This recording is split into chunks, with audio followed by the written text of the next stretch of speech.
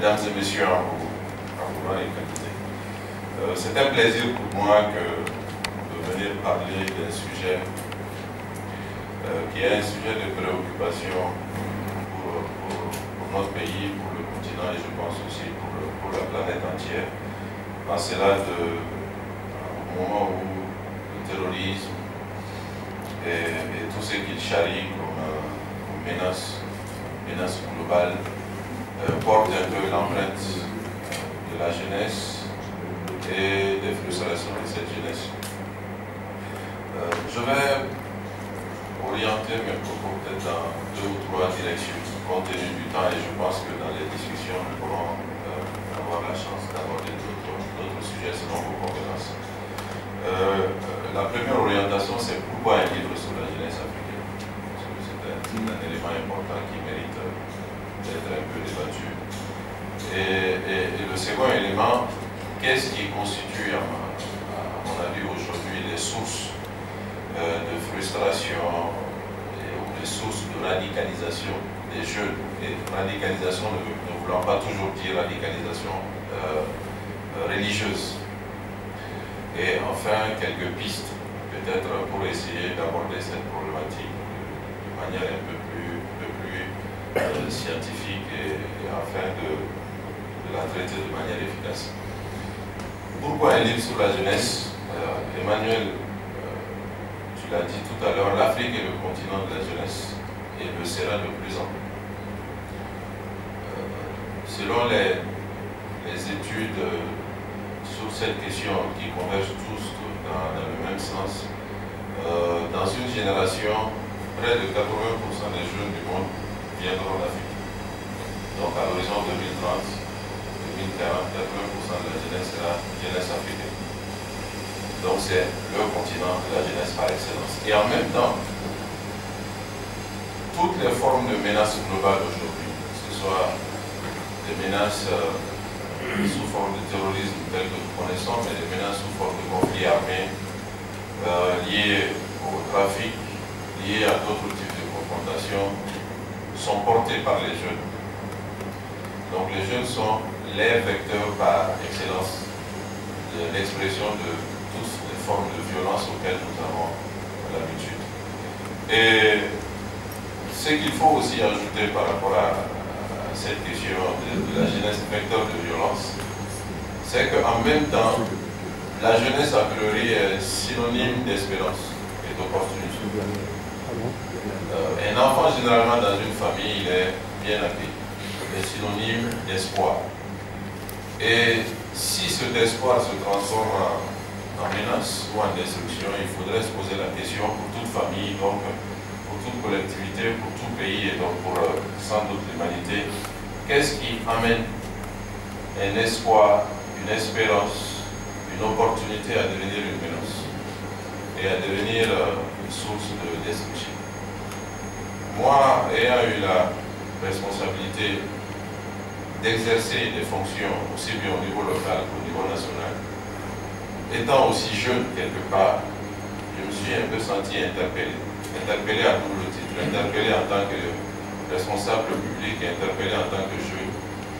Qu'est-ce que nous devons faire pour que la jeunesse, en particulier la jeunesse du continent africain, ne soit plus ou soit de moins en moins une menace et un facteur de déstabilisation, un facteur de destruction?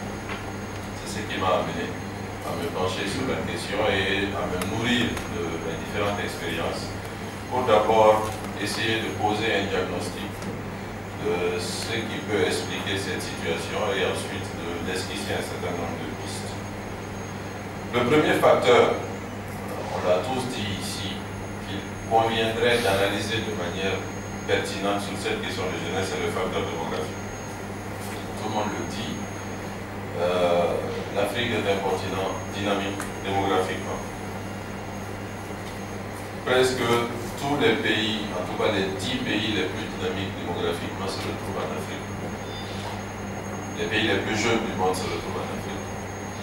Nous avons quelques pays où l'âge médian est de 16 ans à 17 ans. Donc 50% de la population a 16 ans ou moins de 16 ans. C'est le cas du Niger, c'est le cas de l'Ouganda. Et dans une moindre mesure, c'est le cas du Mali aussi. Le Mali est le troisième pays dynamique démographiquement après le Niger et après l'Ouganda. Donc ce sont des pays qui se retrouvent avec, grosso modo, 70% d'inactifs ou 30% d'actifs.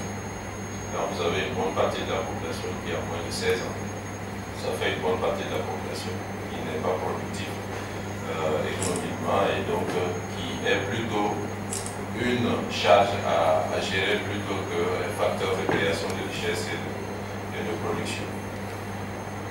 Des études aussi ont démontré que quand la population croît autour de 3 à 4%, comme c'est le cas dans la plupart des pays en Afrique, en tout cas en Afrique au sud du Sahara, nous avons besoin d'une croissance continue de 7% pendant au moins 18 ans pour espérer multiplier le PIB par habitant à 2, ce qui est considéré en fait comme quitter le statut de pays à revenu faible pour arriver dans le statut de pays à revenu intermédiaire. Et 7% de croissance sur 18 ans, il n'y a aucun pays africain qui atteint cette performance aujourd'hui.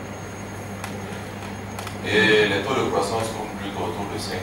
Donc si on prend un taux de croissance autour de 5% avec un taux de croissance démographique de 3%, il ne faut pas 18 ans, mais il faut 24 ans pour multiplier le PIB par tête, par 2. Donc c'est déjà une génération. Et comme on sait que nos taux de croissance ne sont pratiquement jamais contenus, on a eu dans les années 2000 un taux de croissance moyen de 5% sur le continent, mais déjà aujourd'hui, avec un certain nombre de situations qui prévalent, ce taux de croissance est en train de baisser, donc ça éloigne d'autant l'horizon de sortie de la pauvreté de la population et donc de l'espérance pour la population. Donc il est clair que la question démographique est une donnée qu'il faut prendre en compte si on veut traiter toutes les questions de jeunesse de manière efficace. À l'intérieur de la croissance démographique, on a la croissance urbaine. L'Afrique est un continent qui croît démographiquement, mais la croissance urbaine est encore plus rapide que la croissance démographique. C'est-à-dire que la population augmente, mais la population urbaine augmente beaucoup plus que la population de manière générale. Il y a un mouvement continu des populations des zones rurales paupérisées avec des problèmes climatiques, avec des problèmes. Donc la question de l'urbanisation, la question de la démographie. Et vous avez sous-jacent toutes les questions liées à l'éducation, à la formation professionnelle, qui sont plus ou moins en panne en fonction des pays et qui aboutissent globalement à une jeunesse nombreuse, mal formée, pas formée du tout pour une bonne partie, et donc qui constitue une masse de plus en plus importante de citoyens désœuvrés. Et quand on dit désœuvrés, c'est des situations citoyens frustrés qui peuvent basculer plus facilement dans des formes d'extrémisme. L'extrémisme religieux est une des formes, mais il y a beaucoup d'autres formes d'extrémisme. Toutes ces formes aboutissant à des menaces importantes sur nos institutions et sur le pays. Donc face à cette situation, la question qu'on doit se poser, c'est que faire?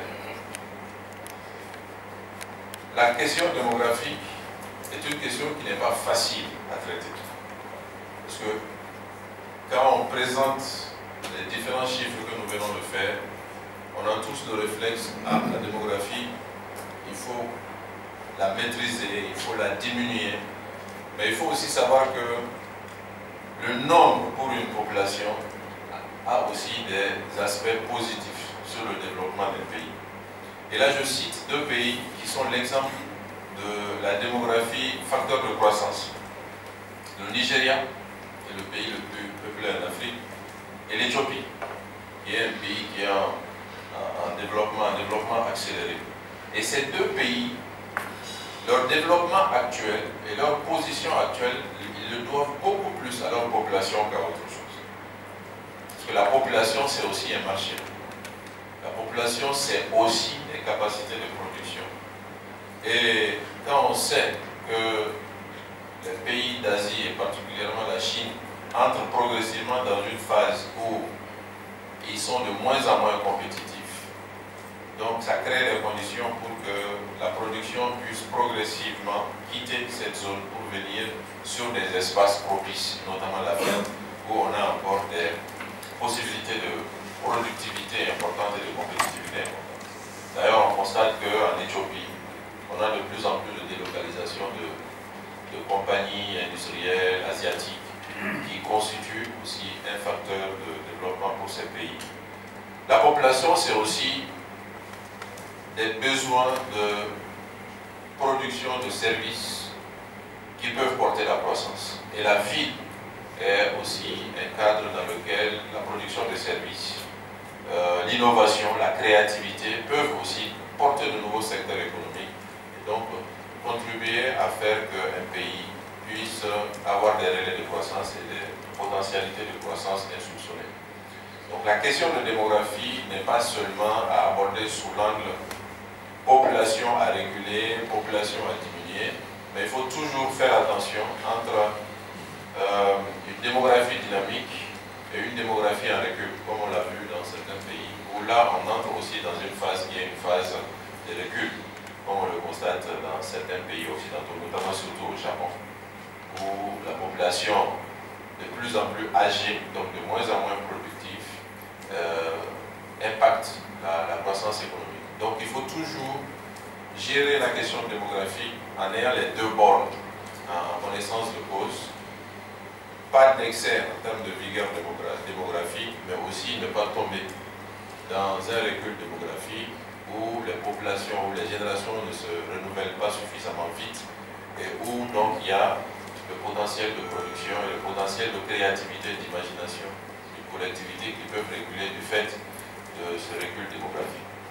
Au-delà de la question démographique, je pense que sur le continent, nous devons regarder dans différentes directions si nous voulons faire en sorte que la jeunesse africaine soit une jeunesse contributive à l'essor du continent.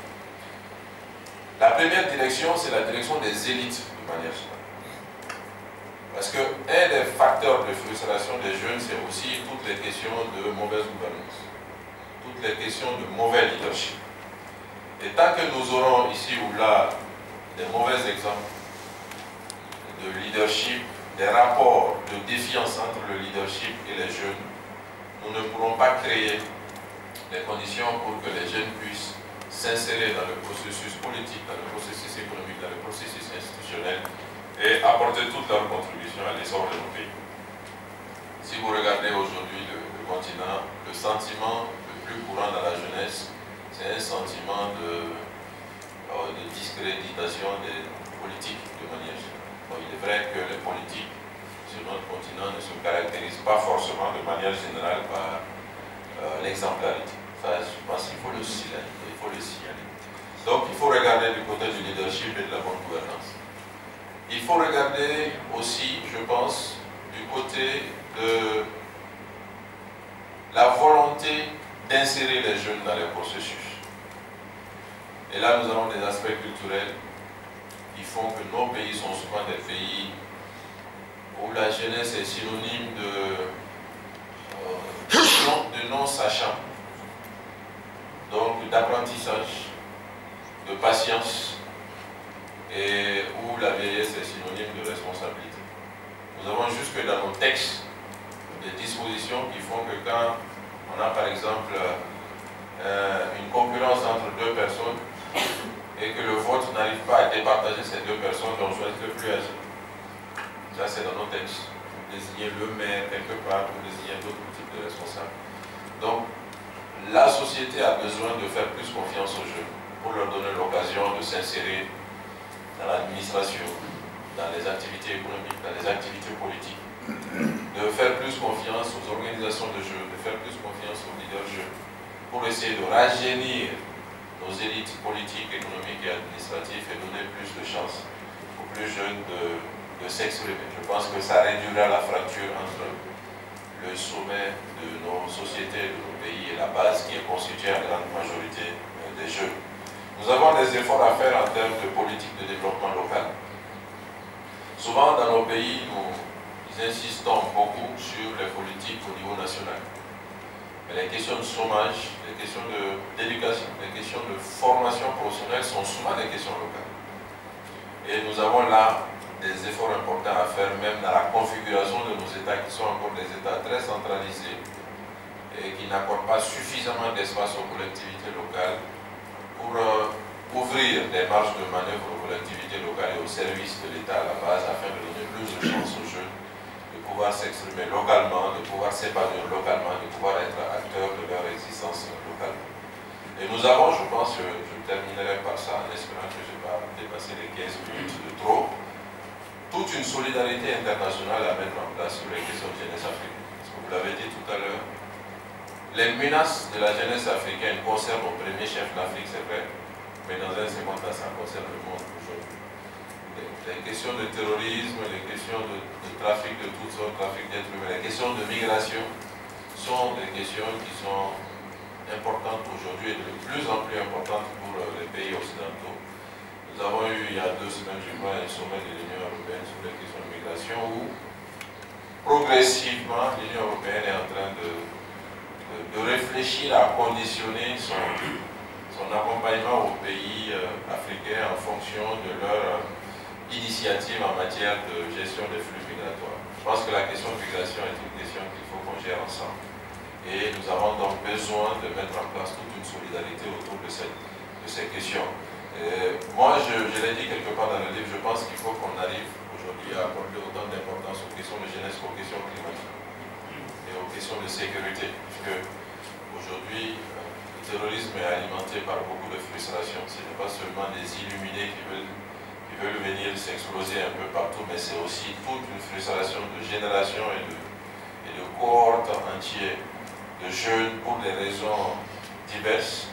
Et si nous ne traitons pas ces raisons de manière efficace, nous pourrons avoir à faire face à des flots. Aujourd'hui, c'est plutôt des flux, mais si on ne fait pas attention, ce seront des flots. Donc, il y a toute une série d'actions qu'il faut engager aussi bien au niveau local, au niveau national de nos pays, au niveau international, pour arriver à gérer cette question de manière efficace. Donc voilà qui concerne les liens qu'il faut essayer d'établir entre les élites et la jeunesse pour que la jeunesse ait un peu plus confiance aux leaders et qu'on puisse établir une sorte de partenariat entre le sommet et la base. La population, et notamment la frange jeune, a besoin de se sentir concernée par les politiques publiques, de se sentir prise en charge, de se sentir impliquée. Et tant que cela n'est pas le cas, bon, il y aura toujours cette cassure et cette fracture qu'on constate dans nos pays entre la base et le sommet, qui rend simplement impossible l'efficacité de toute politique publique.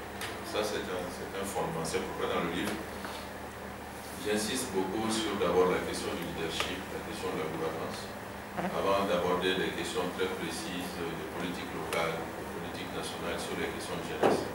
La nécessaire implication des organisations de jeunesse, des leaders jeunes, aussi bien au niveau local qu'au niveau national, dans l'élaboration des politiques publiques, dans la conduite des politiques publiques, dans l'évaluation des politiques publiques, pour arriver progressivement à un résultat appréciable en termes d'efficacité et donc en termes de collaboration indispensable entre les jeunes et le leadership.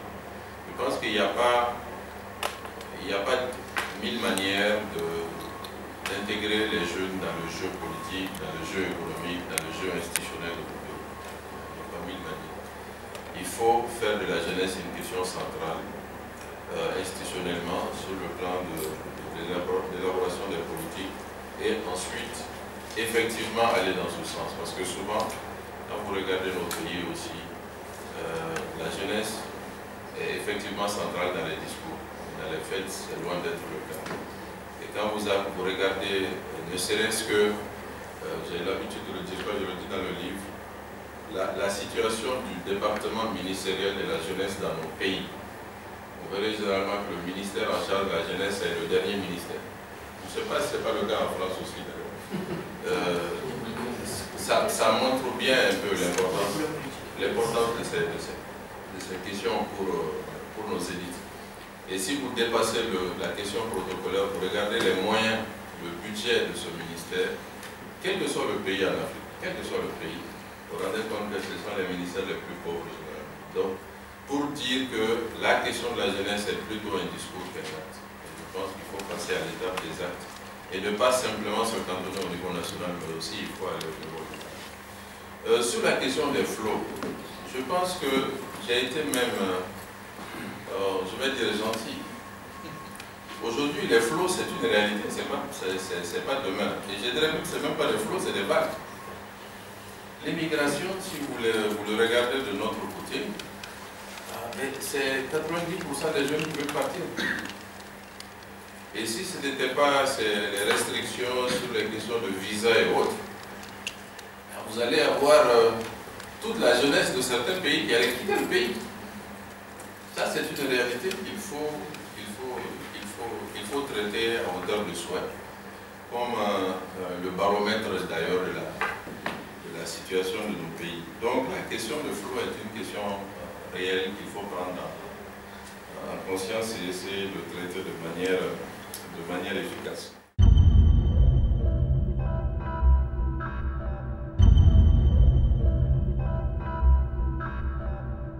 Aujourd'hui, la question de la natalité est une question sensible dans le pays. Vous avez pas mal de tabous d'origine culturelle, d'origine religieuse, qui sont des obstacles, je dirais même ici d'ailleurs, qui sont des obstacles aux politiques de maîtrise de la natalité. Mais il n'en reste pas moins là aussi, je pense qu'il faut savoir aborder ces sujets. Associer ceux qui sont des obstacles entre guillemets, notamment les leaders religieux, les détenteurs de pouvoirs traditionnels et autres, pour simplement mettre en évidence la réalité. Je pense que devant la réalité, il y a des dogmes qui peuvent être levés. Donc la question de la sensibilisation, de la communication, du dialogue communautaire est indispensable sur ces questions.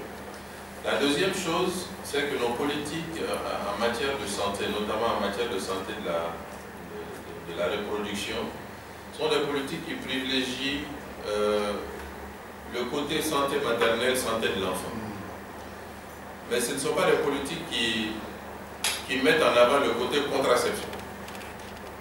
Vous verrez par exemple dans nos centres de santé, aussi bien dans nos villages que dans nos hôpitaux, on a beaucoup plus accès à tous ceux qui participent à la santé de la maman et de l'enfant aux simples produits de contraception qui sont souvent beaucoup moins abordables que les produits de soins classiques. Donc c'est une reconfiguration de la politique sanitaire, je pense aussi qu'il faut qu'on envisage pour y intégrer de plein pied la gestion de la contraception, la mise à disposition de moyens de contraception, la sensibilisation des femmes, l'éducation des femmes, parce que souvent l'éducation des femmes et la formation des femmes est beaucoup plus efficace que la mise à disposition de produits de contraception pour la gestion des flux de natalité. Donc c'était un dispositif d'ensemble. Et dans le livre, il y a un moment où je donne un chiffre qui est estimé à l'échelle de l'UEMOA, pour ce qui nous concerne, dans 8 pays en Afrique de l'Ouest francophone.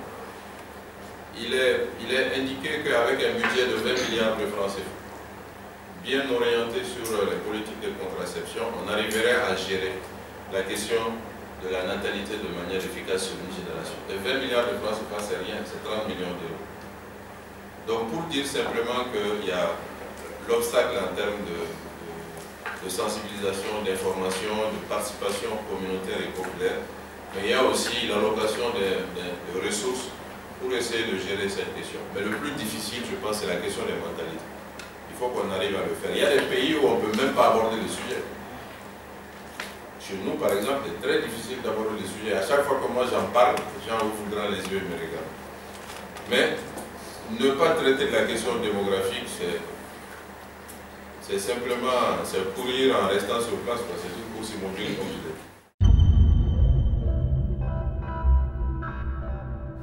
Quelle armée pour quel format? Quelle armée pour quelle menace? Je pense que l'actualité nous l'impose tous les jours. Regardez ce qui s'est passé à Bosso la semaine dernière, ou il y a 2 semaines au Niger, où nous avons eu 300 à 400 éléments de Boko Haram sur des motos, qui sont arrivés à faire fuir une partie de l'armée nigérienne, parce que d'abord elle n'était pas suffisamment renseignée sur la menace.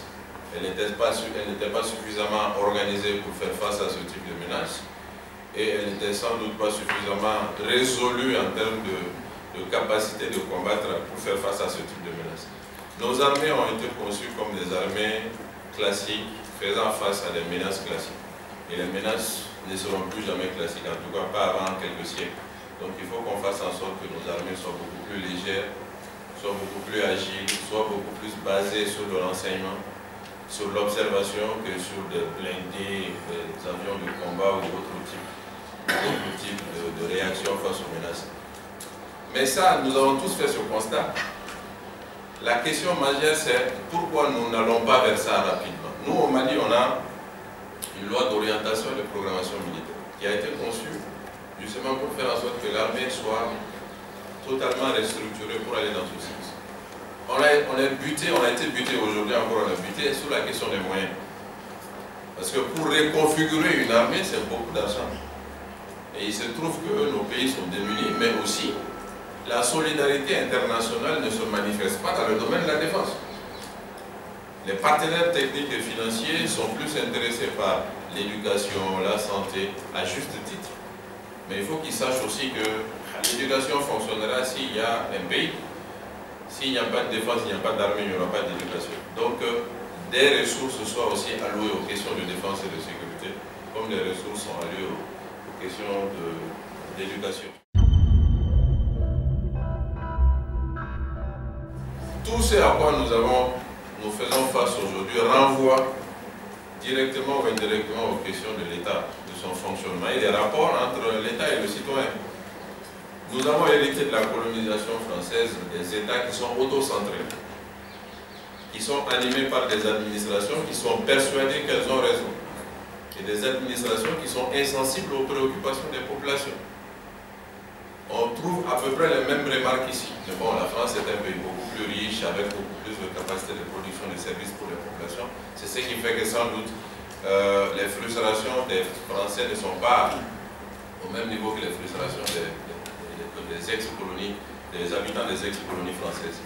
Mais tant que nous ne réformerons pas nos États pour qu'ils soient à la disposition des citoyens et ils soient animés par la seule volonté et l'unique volonté de satisfaire les citoyens, nous aurons toujours à un niveau ou à un autre des problèmes de fonctionnement et des problèmes des chocs entre les souhaits des populations et les ambitions des élites. Ça, c'est une réalité.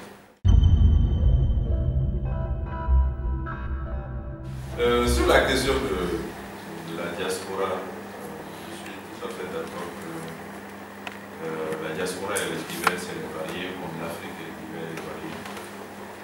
Mais il y a quand même des similitudes entre les diasporas des différents pays qui font que la diaspora africaine peut être considérée comme un corps à peu près homogène. Je pense que la première des similitudes, c'est la volonté de tous les acteurs de la diaspora d'aider les pays d'origine. Chacun a envie de servir, chacun a envie de revenir, chacun a envie d'investir, chacun a envie de... Et chacun vit un peu au rythme du continent. Ça, c'est une réalité. Ce qui fait qu'il est vraiment dommage que dans nos pays, nous n'ayons pas vraiment de politique d'insertion de la diaspora. Au niveau local, au niveau national, dans le leadership politique, dans le leadership économique.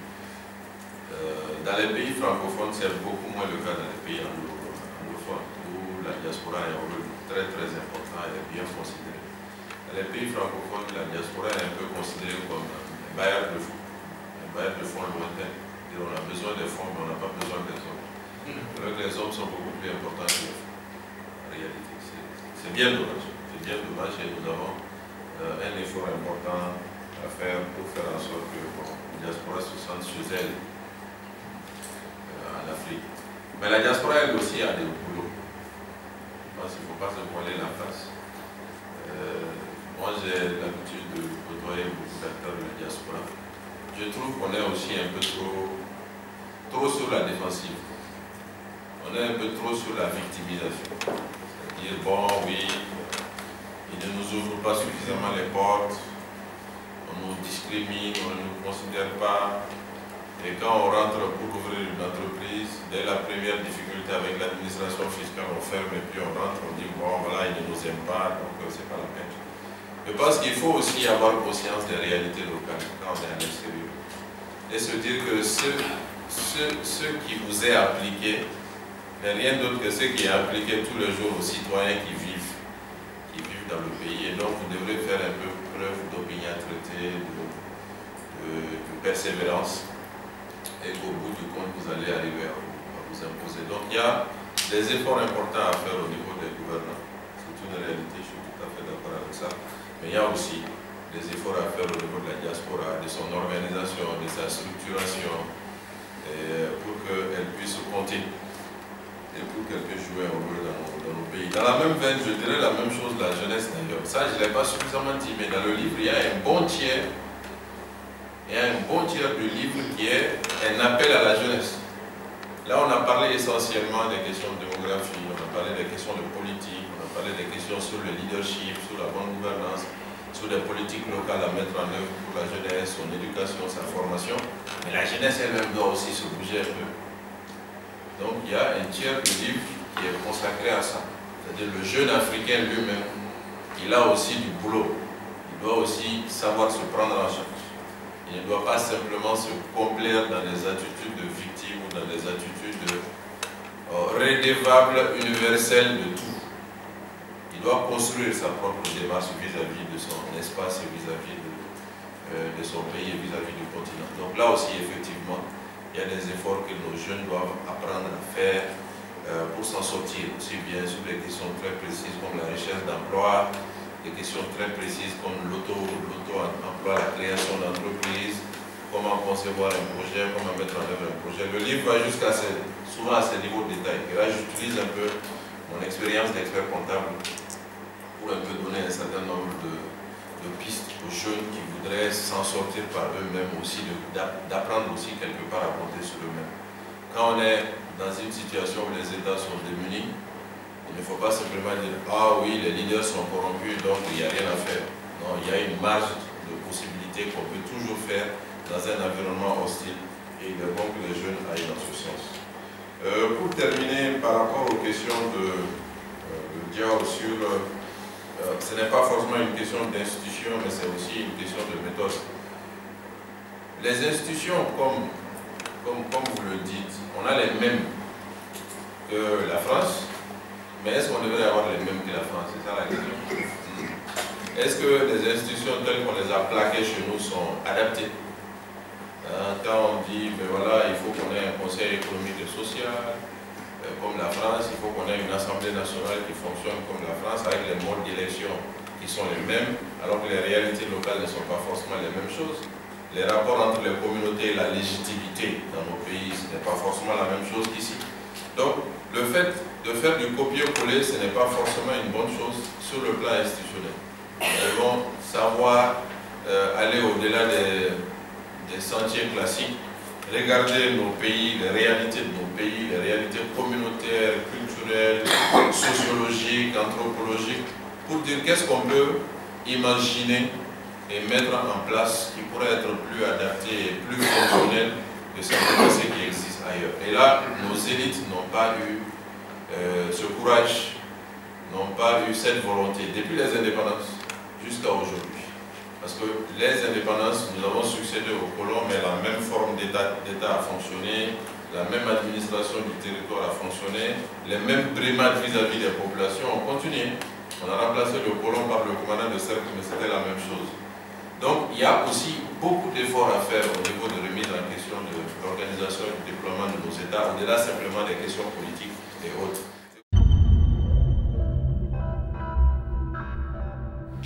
Aujourd'hui, dans notre pays, le français est maîtrisé, je dirais, par 30% de la population. Et pourtant, l'État respire en français. Ce n'est pas normal. Ce qui fait que, bon, voilà, on a 80% de la population qui est étrangère aux questions étatiques. Le Conseil des ministres, c'est en français, le compte rendu du Conseil des ministres, c'est en français. Et le français est maîtrisé par 30% de la population. Il y a le Bambara qui est la langue aujourd'hui maîtrisée par 90% des Maliens. Je pense qu'au-delà des questions communautaires, ethniques et autres, on devrait donner une place importante au Bambara dans notre pays, ne serait-ce que pour communiquer. et pour faire en sorte que l'État puisse s'organiser et se déployer de manière compréhensible par la population, parce que l'État est là pour répondre aux besoins de la population. Donc il y a une question d'adaptation du fonctionnement étatique, de l'organisation étatique aux réalités, qui, si on ne va pas dans ce sens, entraverait de manière quasi définitive l'efficacité de l'État. Donc ça renvoie toujours aux questions d'État dont on a parlé et qui ne finiront pas de se poser, je pense, dans les décennies à venir.